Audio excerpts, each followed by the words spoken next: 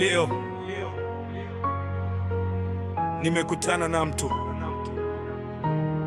ana sauti yangu, ana uso wangu, ana jina langu, lakini simfahamu. Na cha kuogopesha zaidi, anaishi ndani ya mwili wangu. Nilisimama mbele kioo asubuhi, nikatafuta yule mtoto aliyekuwa akioto, nikakuta mwanaume aliyekuwa akihesabu hasara. Nikatafuta macho yaliyokuwa yanawaka, nikakuta macho yaliyojifunza kuficha moto. Nikatafuta tabasamu la zamani, nikakuta kivuli chake. Nikajiuliza, nani alibadilisha sura hii? Kioo kikanyamaza kwa sababu majibu yalikuwa ndani yangu. Kuna mgeni ndani ya mwili wangu, anatembea kwa miguu yangu, anaongea kwa sauti yangu, lakini si mimi. Kuna mgeni ndani ya mwili wangu, kila siku namwona, kila siku namkosa.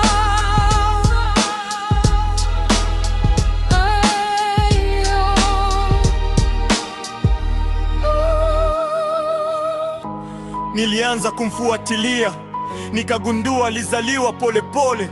Siku moja ya kukata tamaa, siku moja ya kusalitiwa, siku moja ya kuogopa, siku moja ya kuacha kuamini. Hakuzaliwa usiku mmoja, alijengwa vipande vya maumivu. Kila jeraha lilimpa umbo, kila huzuni ilimpa jina, mpaka siku moja akavaa maisha yangu yote. Usiku ulipofika, nilimwona kwenye ndoto. Alikuwa amekaa kwenye kiti changu. Nikamuuliza, wewe ni nani?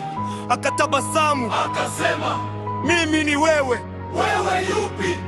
Yule uliyekuwa unamficha. Ndipo nikaanza kuelewa. Sikuwa nimepotea, nilikuwa nimejificha. Sikuwa nimekufa, nilikuwa nimechoka. Sikuwa nimebadilishwa na dunia, nilikuwa nimeiacha dunia ibadilishe sauti yangu. Nikafungua milango niliyokuwa nimeifunga, nikawakumbatia majeraha niliyokuwa nakimbia. Kwa mara ya kwanza mgeni alianza kupotea, na mimi nikaanza kurudi. Kuna mgeni ndani ya mwili wangu, anatembea kwa miguu yangu,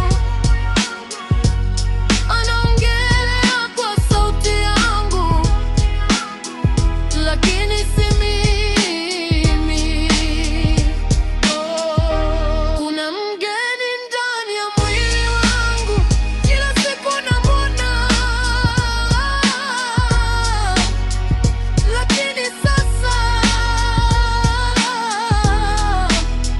ninajikumbuka.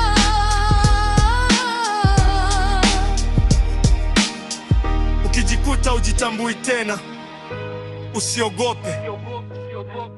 Wakati mwingine safari ya maisha haikupotezi, inakuficha. Na siku utakapoamua kujitafuta, utakuta haukuwa mbali, ulikuwa unasubiriwa ndani yako mwenyewe. Mapigo ya moyo Kimya.